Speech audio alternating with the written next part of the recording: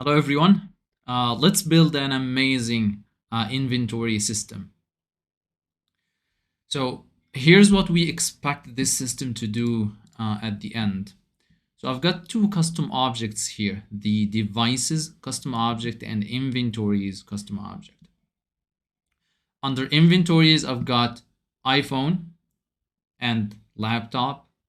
From the iPhone inventory, I've got 100 iPhones available and none requested. On the laptop, I've got 100, none is requested, same thing. And on the devices object, I've got nothing yet. If I try to create a new device, I can select a device type. That's a lookup field to the inventory. So what kind of device is being requested? This can be attached to an order, some online form request, you name it.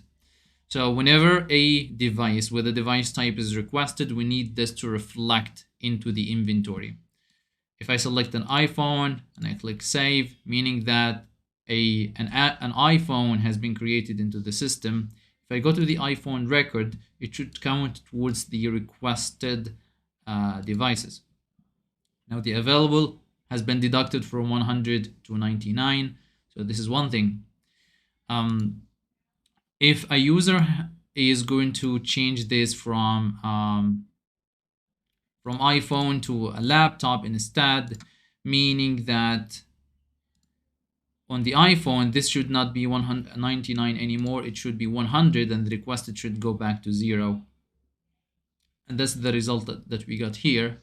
And then on the laptop, the one that we got to change it to, now it has been changed from 100 to 99 because that device that we requested has been added there. And the last thing is, if we actually go ahead and delete that device, then the expected result is the available goes back to 100 again. So let's go ahead and delete that. So it goes back to 100 again. So this is what we need, the flows that we need to build to eventually achieve. Now, in order to build this, the first thing that we need to do, and something that I would think about before building a flow, and during building the flow, and even after building the flow, which is the scenarios. What are the possible scenarios that are likely to happen? In other words, the person who is going to use this system, the person who is going to enter the data, the end user, what are they likely to do? What are the possible scenarios? So let's think about these scenarios together. And I've got them here.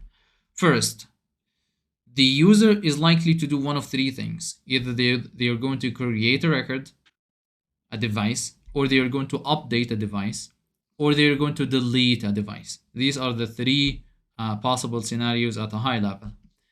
Now, if they are going to create a device, they may create a device without putting something, without entering data into the device type, or they are likely to put data into the device type. So this is the second scenario. Now, if they are going to update a record, what are the possible scenarios for updating a record? It could be that there was a device type and then they cleared it. It could be that there was a value in the device type field and they changed it to a different value. That's the change on the device type. Or it could be that they are entering a value and previously there was no value in the device type. And these are the three scenarios for update. For delete, there's actually two scenarios, but I only put it as delete here. One of them is that they delete a record in which the device type field has a value, or they delete a record in which the device type field does not have a value.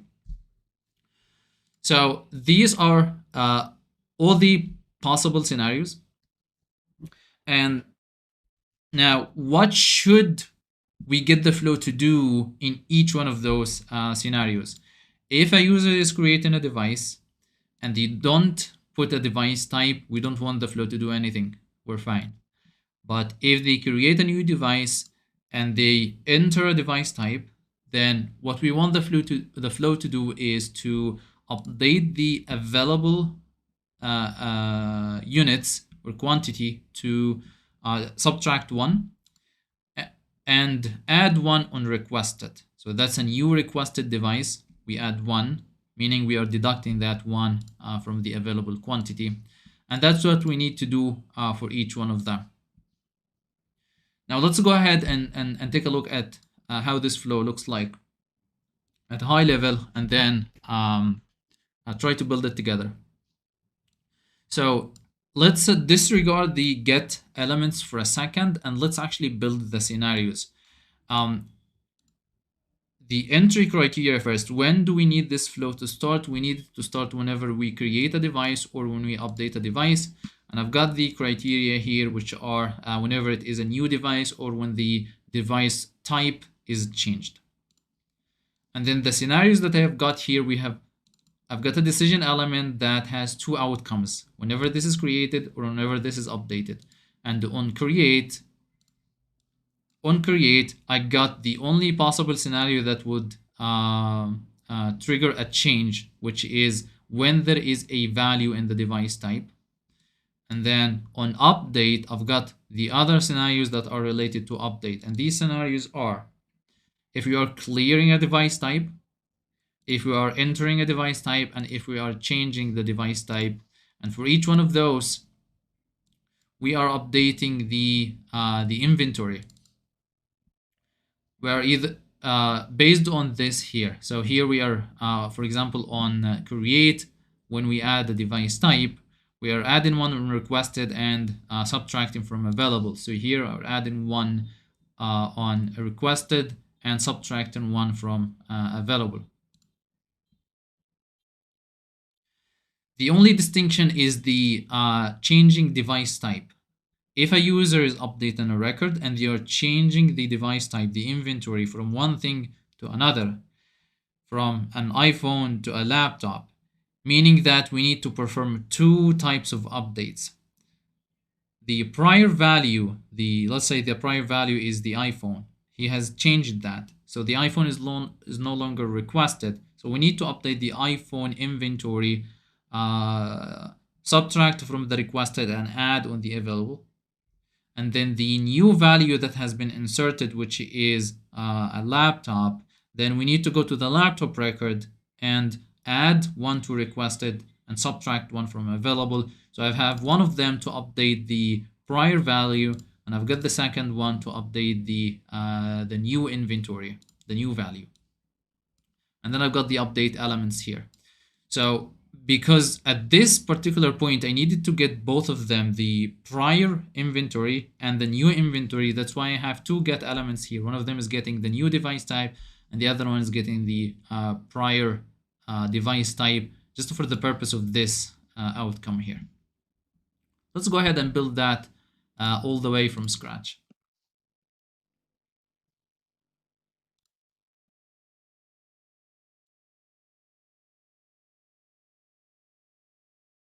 Okay, so this is a record triggered flow that we need to start whenever a device is created or updated. And the way I think about this, usually whenever I have created or updated on, is that what are the created conditions, what are the created entry criteria, and what are the updated entry criteria. So I'll select the formula. And the reason I'm going with the formula is because I need to use the function is new. So there is this function is new. So this is how I usually do it. Like I have the criteria for a new record, and then the criteria for an updated record, just to separate the two.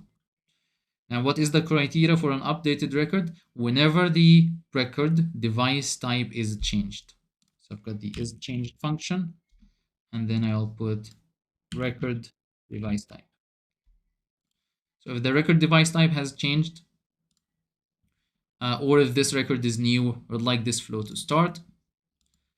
And then, since I already know that eventually I'm going to need to get the new device type and the prior device type, let's go ahead and do that now.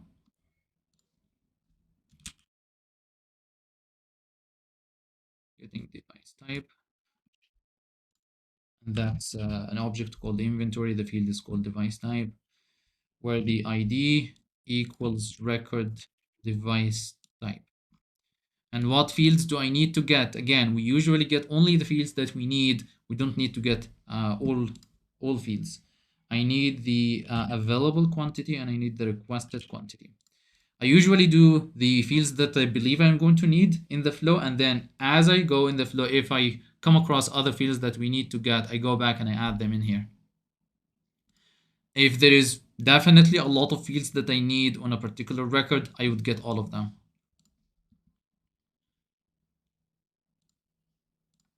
Let's go get the prior one now.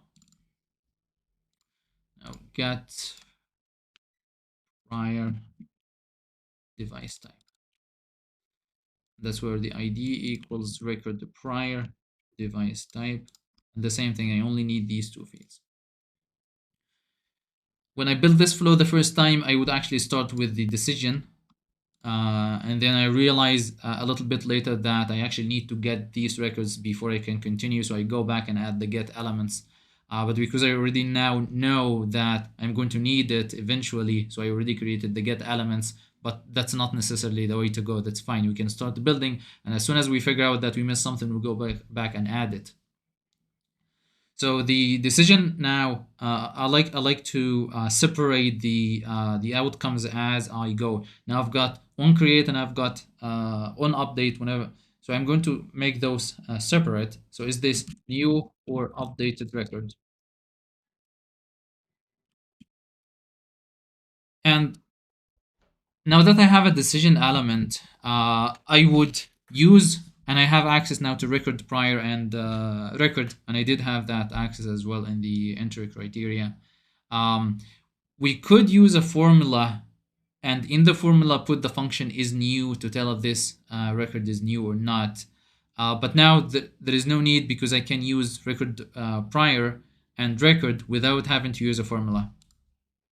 So let's just give them names for now. I've got on create and I've got on update. How do I know that this record is created?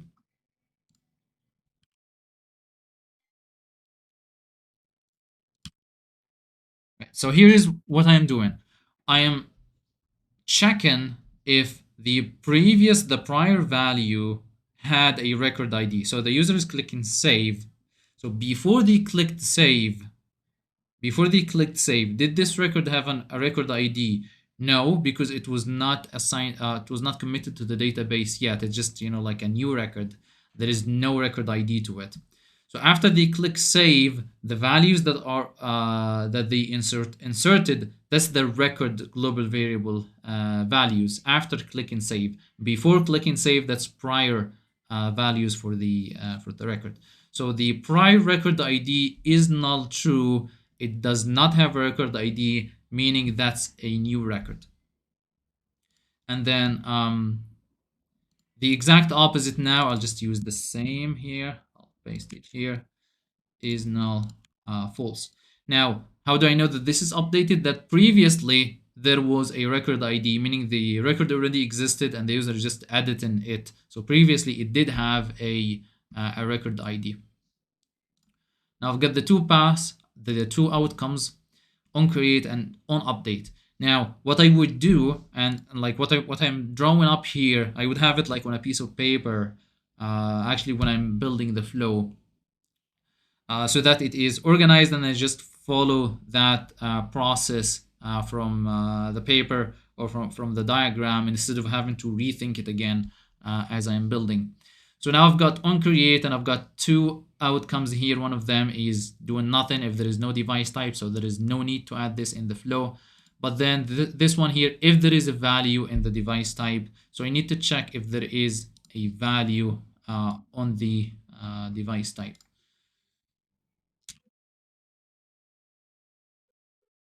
So was the device type entered? Yes and no. Record device type is null false. The way I read this is the record device type is not null. meaning device type has a value. That's why it's yes. Right. So if there is a value in the device type, and the device type is looking up to the inventory, so we need to update that inventory. Let's hold on to updating for now. I'll just list out all the possible scenarios, and then we're going to take the action based on each one of those scenarios. So I've got the create scenarios down here. Let's go back, looking at the update scenarios. I've got 3 scenarios. Let's go ahead and create those. Decision element, and then type update. I'll just copy and paste. So here's the first one. Here's the second one. And here's the third one. And let's go back to each one of them and add the criteria for clearing device. For clearing device, what does it mean? It means that clearing device type, it means that previously there was a value and now there is no value. That's the 2 statements. So record prior, previously, device type is null,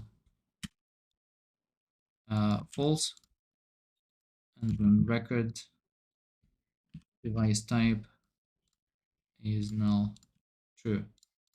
Right.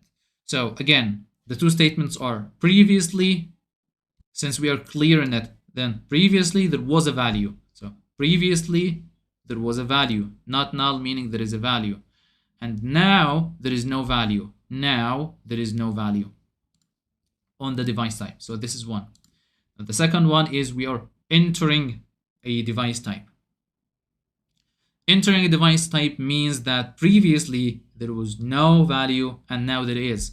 So previously there was no value and now there is. And now there is value. Now looking at the third one, the device type has changed. Now, and let's pay a little bit close attention to this one. I'm going to write a condition first.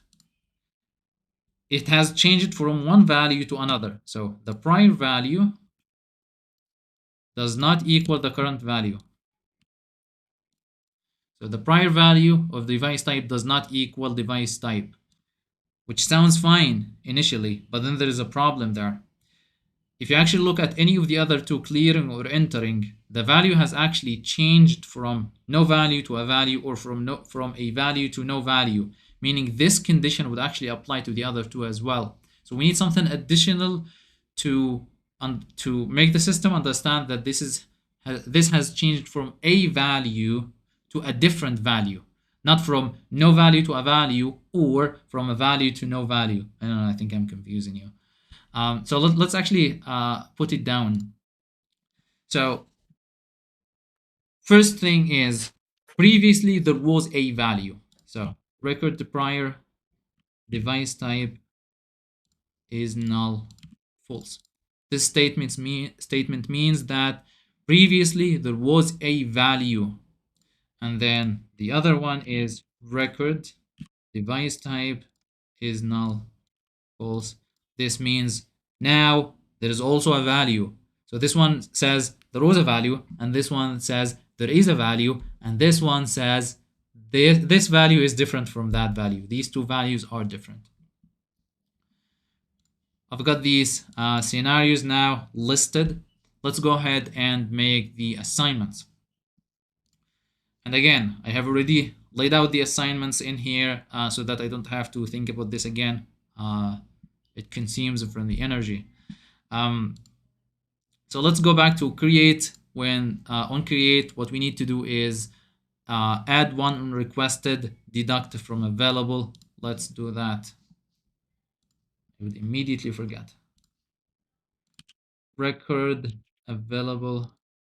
It's not record, it's done that we got. Device type, and then available. I don't even remember. We're subtracting 1 from available, subtracting 1, and then inventory device type requested for add-in one. I'll just name this update inventory. So what we're doing here is we are referencing this get device type. We are getting the inventory. That's the new inventory now. So someone created a new record. They put an inventory. We know what that inventory is. We're going to that inventory and we updating the two fields available and requested. Available, we are subtracting one from it, and requested, we're adding one to it. And that's what we're doing in this assignment here. Now, next is the update clear device type. Here we are doing the exact opposite here. Here we were subtracting one, here we're adding one, here we're when available. When requested, we were adding one here, here we are subtracting. So that's the exact opposite. So instead of having to use my mind, I'll just flip this around.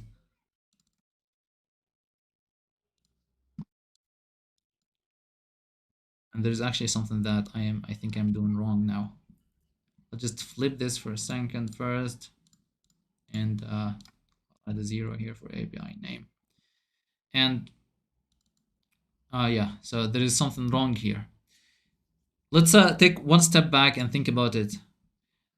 Clearing device type, meaning that on the record, previously there was a value, and now there is no value. And inside this assignment, what I'm updating is the inventory from get device type, which is this one here. So this get element, which inventory is it getting? The new inventory after updating the record, or the old inventory before updating the record? It's getting the new one after clicking save. So when the user clears the device type field and clicks save, meaning that the device type field is empty. It's empty.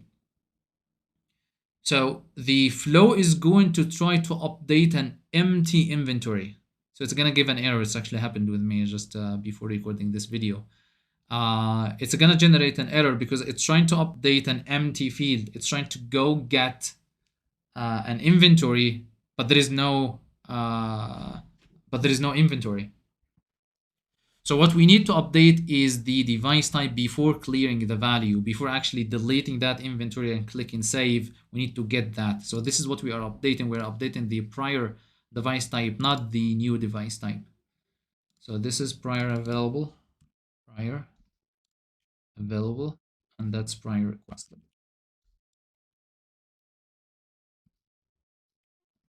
Going back to the scenarios. Right, entering a device type. What's happening here is the exact same as this. So I'm just going to copy that and paste in here. And this time there is really nothing different.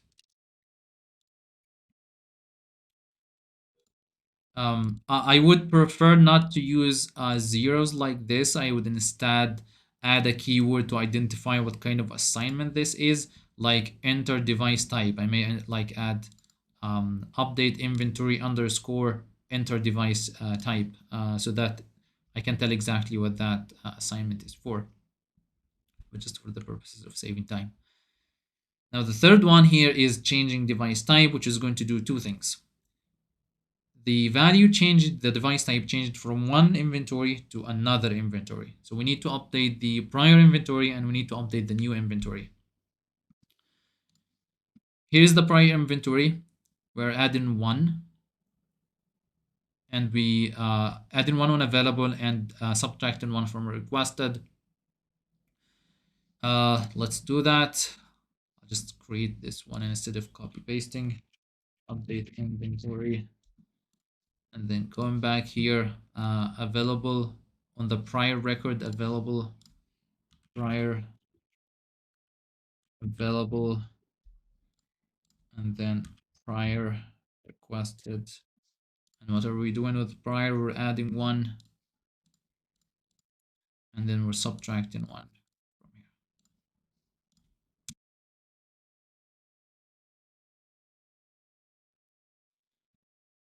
Now, for the second assignment, we are um, doing the opposite of this, but for the new record, not the prior record.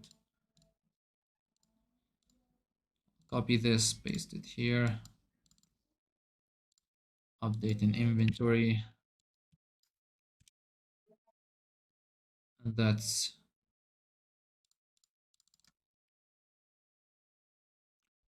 get device type available. Get device type requested.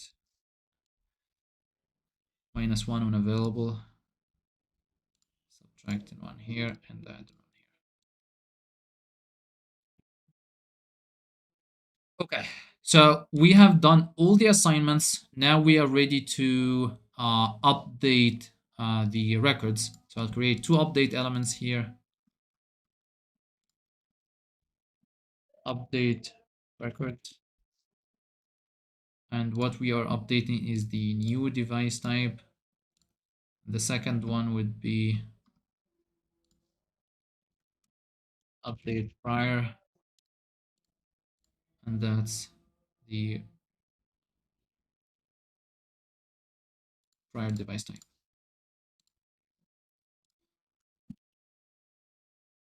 Inventory track number 2. Let's activate that and deactivate the old one to test that out. Okay. Go into inventory, open an iPhone. There is nothing here. Let's add one. Let's add one without anything. Nothing should happen. Let's add one iPhone. That should count one on requested and subtract that from the available. Let's update that to nothing. Now we should go back to 100. Refreshing. We've got the 100 here, so creating and updating sounds to work. Let's create one and change it to another value. That's an iPhone. We've got the 99. Let's change it to a laptop. That should go back to 100, and then the laptop should deduct. 100 is here, going to laptop to confirm the laptop has deducted. So now that's fine. The only remaining scenario now is deleting. And here it is. So when we try to delete, there is two possibilities. Either a user is trying to delete a record that has a value on device type, or it doesn't have a value on device type. If there is no value on device type, there is no need to do anything. That's fine. But if there is a value on the device type, then we need to update the inventory that this device type is linking to. So I've got a record triggered flow. When a record is deleted on device object, and the device type must be populated with a value. Then we're getting that device type. Same thing, we're just getting the device type, the inventory, and then we're updating that inventory. We're adding 1 on the available, and we are subtracting 1 from the requested. And then we are updating that record. Let's go ahead and test that out. So we've got 99 and 1 on laptop. If I go ahead and delete that record, then this should go back to 100 like this. Now this is a fairly simple inventory tracking, and you could take it to the next level by having statuses on the device. So I've got a device here, and I'm simply counting any record that gets created, but then you can add an additional field here and you call it device type. Device status, something like, has it been requested? The statuses would be requested, ordered, in progress, delivered, like returned. You can have as many statuses as you need, and then on the inventory, you can have some fields to reflect these. Instead of just having available and requested, you can have an additional field for how many are in progress, how many are ordered, how many are returned. And when you do that, then you will need to draw something that would be much more complex than this with all the possible scenarios.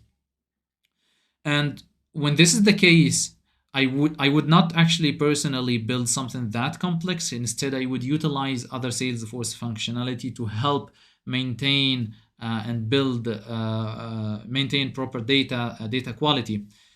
So instead of trying to think, like, what if the user creates a record without putting a status, and then I would have to account for this in the flow. Instead of doing that, I would add a validation rule that you cannot create a record without a status.